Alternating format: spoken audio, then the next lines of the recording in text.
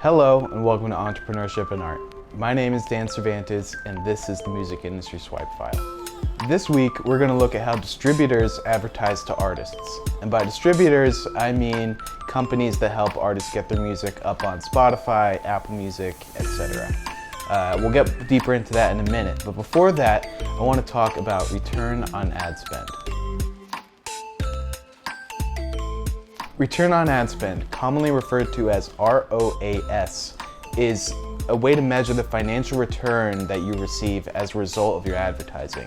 This is commonly shown as a multiple of your total ad spend. So to make that make sense, let's look at a couple examples. Example 1. A novelty t-shirt retailer spends $30 on advertising and sells $90 of socks as a result of that advertising. We calculate their return, their ROAS, by dividing their revenue by their ad spend. So it's $90 in revenue divided by $30 in advertising equals 3.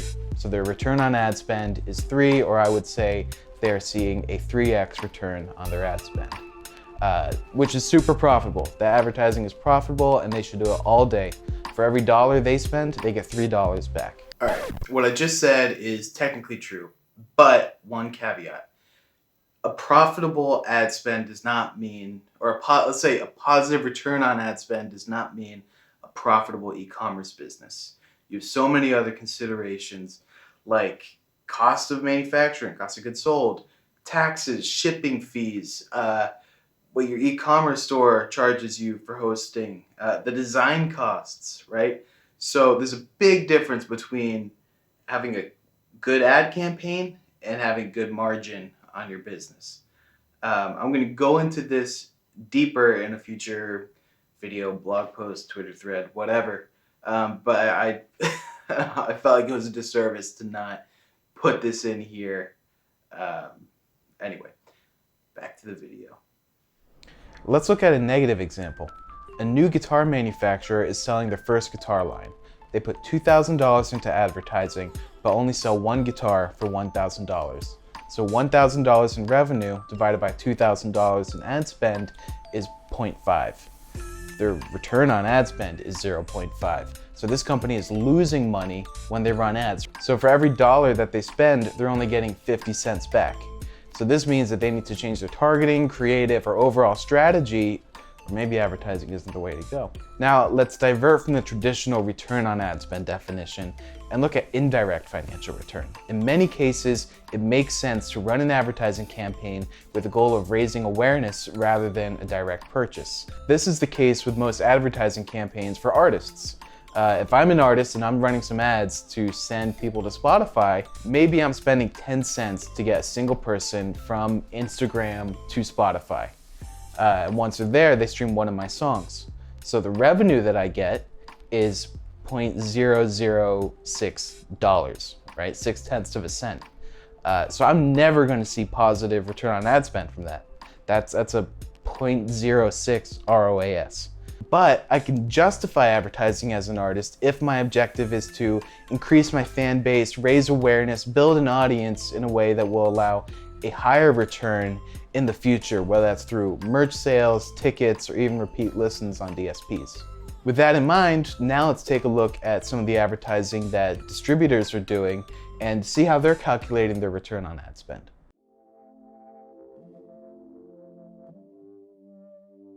Let's take a look at the Facebook ads, Facebook, Instagram, and Audience Network ads from a few different distributors. I've got 4 pulled up here right now. We'll go through each one. And as we're going through this, keep in mind what these ads say about the artists that distributors are trying to attract, right? And all of these platforms, usually they have one of 2 different ways of generating revenue.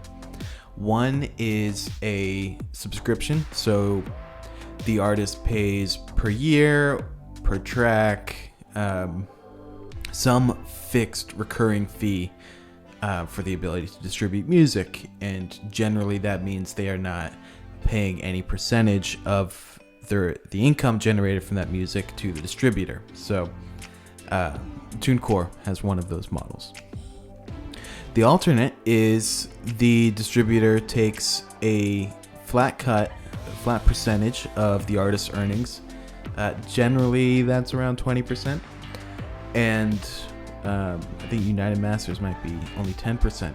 In that scenario, the distributor might actually lose money on some artists, because if an artist is not getting many listens, and the artist takes up any amount of the distributor's time, maybe through customer service or something like that, the amount of time, employee wages, whatever spent on that artist are lost, because the artist will not generate enough money. Let's start going through. This first one that I've pulled up is CD Baby. They have few ads. They've got ads that have been running for a while. Yeah, they've got some ads that they launched in February that are still running. January. Wow. Okay, let's go right to the top. See what they're doing now. DIY musician stories delves deep into the struggles, triumphs, process, and inspiration of trailblazing. All right, so these ads.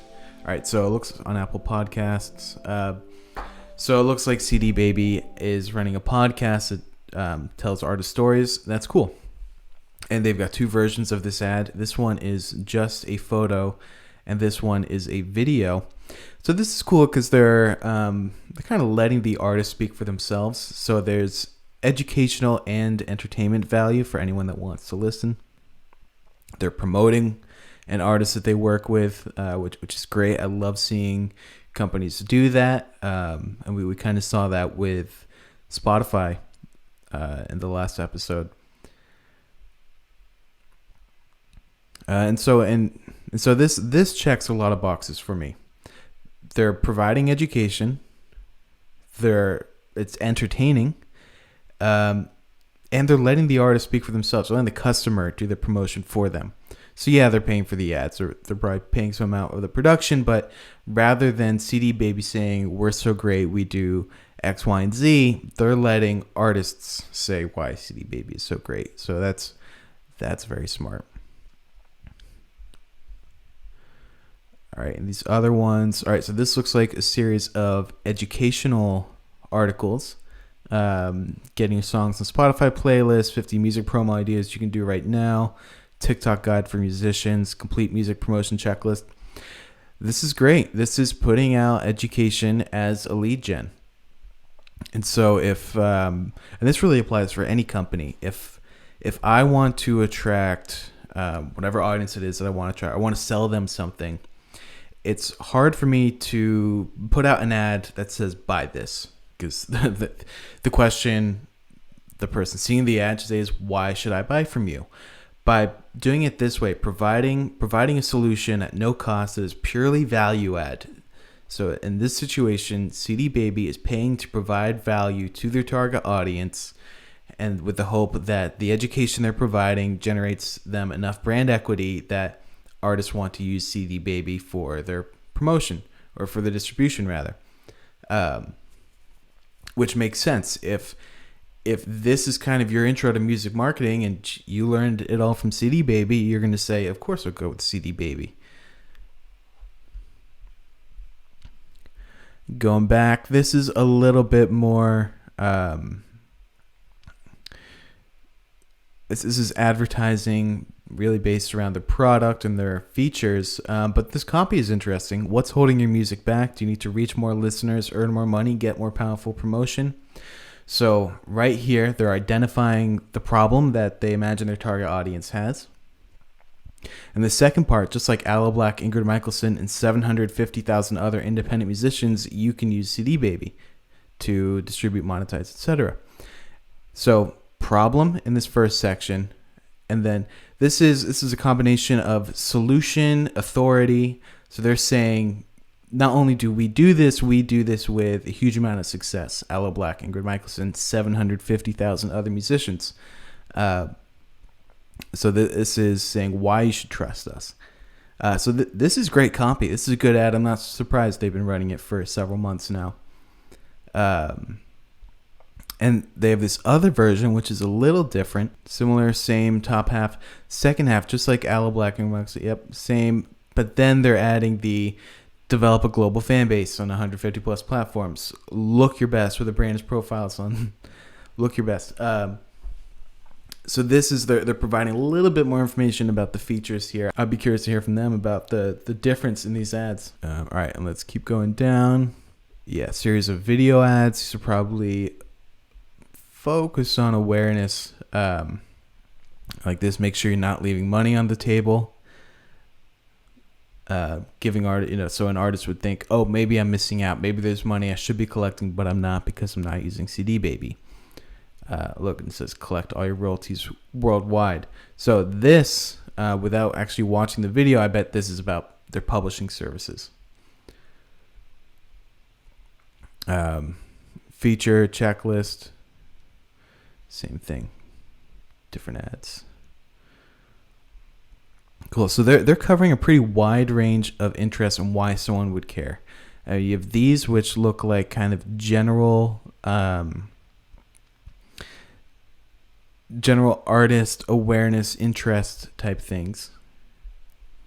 You've got these that talk about the features, and all video. Keep in mind, all video. So they're collecting data one way or the other, even if someone doesn't click through.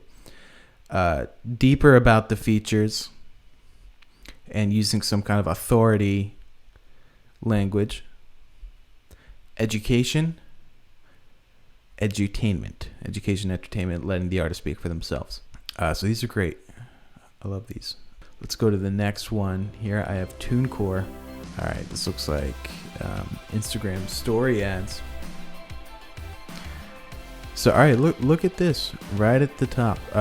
So I love the idea of using text banners like this. Like I said, people usually have videos on mute until they're unmuted, and they're trying two different copy leads here.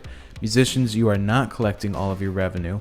Musicians, stop leaving money on the table. Same message, different way of promoting it. Both of them are casting doubt, making artists think twice.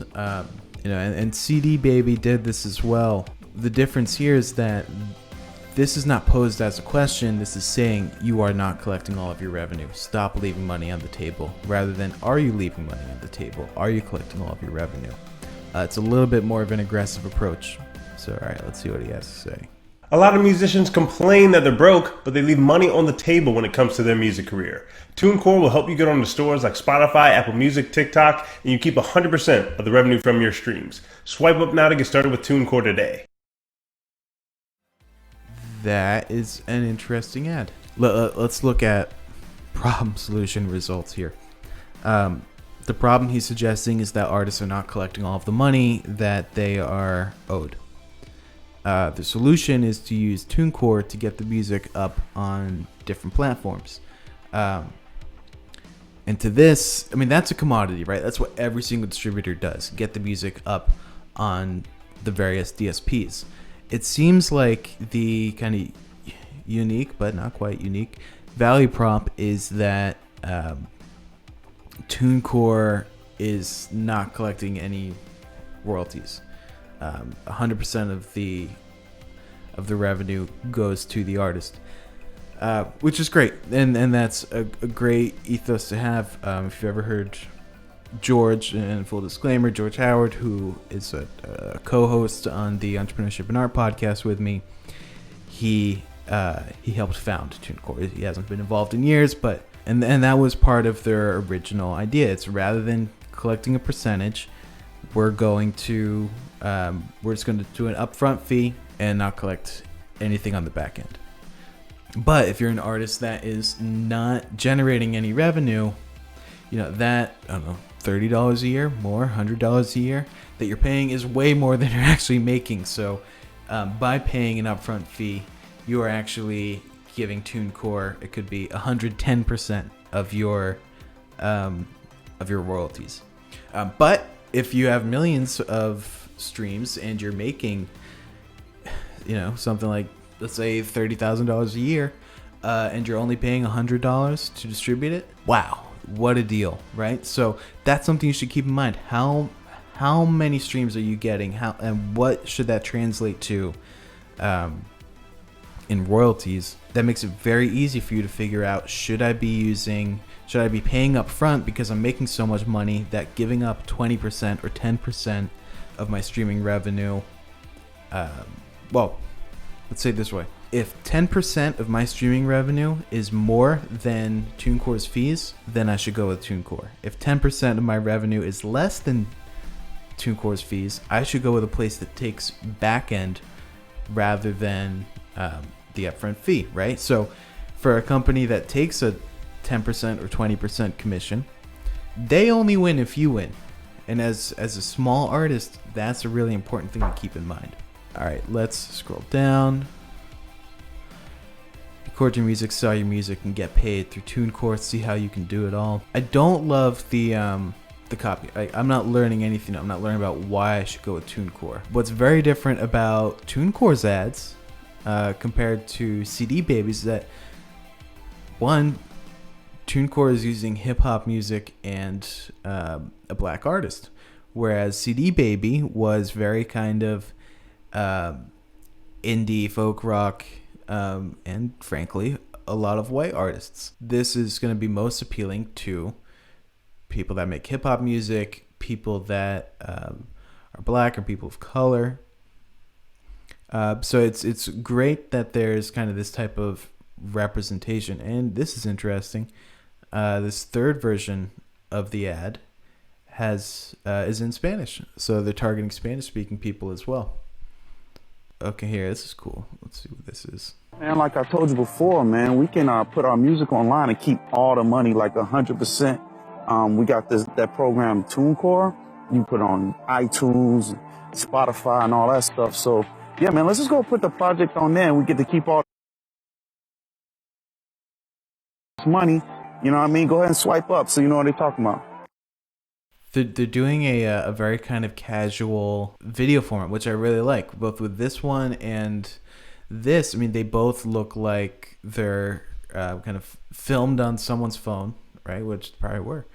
And it's a little bit more casual, which is nice. Everything doesn't have to be so serious and so polished. So yeah, this gives you a sense of who they're going after. And I'm very curious, why do they go, they're not going deep on the features at all. They're not going deep on the competitive advantage. That's not necessarily a bad thing. They could find that, hey, we get a lot more results when we just use this super short copy and this very clear message, and people learn more when they click learn more. Let's see where this takes us.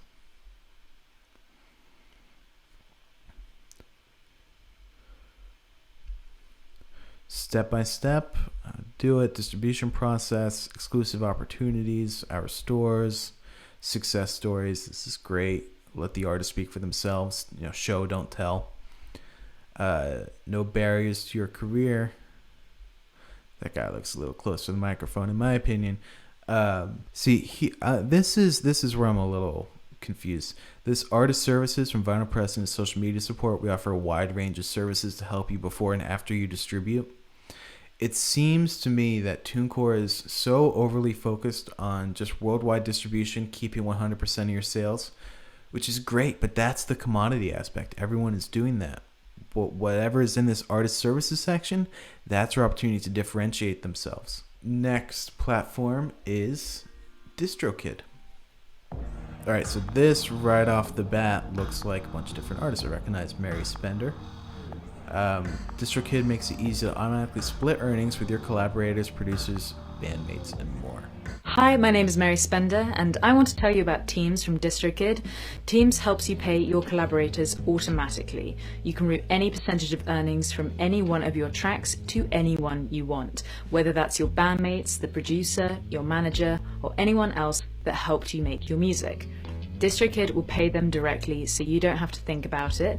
It's free for all Distrokid members, 0 commission, and you can edit teams and percentages anytime. Talk about a totally different approach than TuneCore, right? Where TuneCore was just talking about distribution and getting your music everywhere. They barely mention distribution here. They talk about splitting payments, which for some people is a very, very niche need. Across all of these, they're talking about very specific features. And Distrokid is smaller than TuneCore and CD Baby, so maybe they need to differentiate themselves more. But not only are they talking about different features, they're having artists explain the features rather than some talking head from Distrokid. All right, going back. Wow, so these ads have been running since November 2019. This looks a little bit more like what TuneCore was running, where it's get your music up on these platforms, keep 100% of your royalties, pay just $19.99 per year. So this is interesting because TuneCore basically ran the same ad. Watch the video in a second. And said all the same things, but didn't say $19.99 per year. We'll look and see what TuneCore is offering their services for. But actually putting the price there is a pretty bold move, which means they're confident that it's one of the lowest prices. So I just want to hook you up because there's been some producers that DM me and they're like, yo, I can distribute your music for X amount of money. Usually it's over $100. I get those constantly, and I just want to kind of like put a public service announcement out to like everybody and just kind of say that use Distrokid and do it yourself for $30 per year. So don't get got. I've got a lot of feelings about that one. All right, so the issue, the first issue with this ad, is that this says $19.99 per year. She said $30 per year, which is a 50% difference. But I have a personal affinity for these types of videos that are a little bit more DIY. And I'm sure with indie musicians, this might appeal to them more. If they are kind of the take pride in homegrown kind of bedroom musician working at home kind of mentality. I don't love how they keep on zooming in and out on her face. I know that can be a common thing, especially on TikTok. You see that a lot, but it makes it hard to follow what she's actually saying. Yeah, I don't love this, but they've been running it since November 2019, so it must be doing well. And she does kind of frame this as a story and as this is how you're getting scammed. So that's an interesting edge to it. All right, let's go to our last platform, United Masters. This again looks like artists speaking for themselves. It's 2K, baby. Instead of signing to a record label, I signed it to United Masters. I advise you to drop your music through United Masters. I just want to give a big thanks to UM. If you're an independent artist, I highly recommend using the platform to distribute your music. That's a good ad. So you've got artists with name recognition. You have a very brief kind of user interface shot, which looks slick. And then a record label in your pocket. That's cool. United Masters app is changing the game for independent artists. Take control of your career. Yeah, so that's bold language. And this is very, as George would say, purpose-based marketing rather than product-based. They barely mention distributing music. It's all about the purpose. It's, in this case, hip-hop artists thanking United Masters for the success that they've had and taking control of their own careers. I like that a lot. Yo, it's Armani White. I know the fro look beautiful, but that's not important right now. You got to download this United Masters app. I said it before, but it's the only app where you can upload music from your phone, and that's. I'm not even about to get into details. Tap the link, find out for yourself.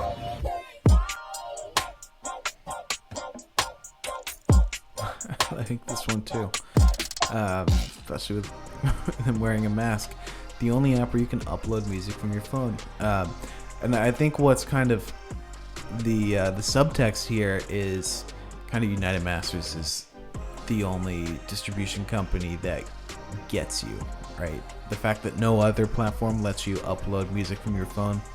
He didn't go into details. I think that was kind of the point. There's a lot of reasons why uploading music from your phone isn't ideal, but it's a flex. So what I do like about is they do have a pretty kind of cohesive branding and marketing strategy, right? The point is they're fair, they're on the artist side, And let's be frank, they're choosing all hip hop artists because that is their, I won't say niche, right? Because anyone can use it, but that's clearly where they're having success, and that's where the case studies are. So they're doubling down on it rather than trying to pick up artists in other genres.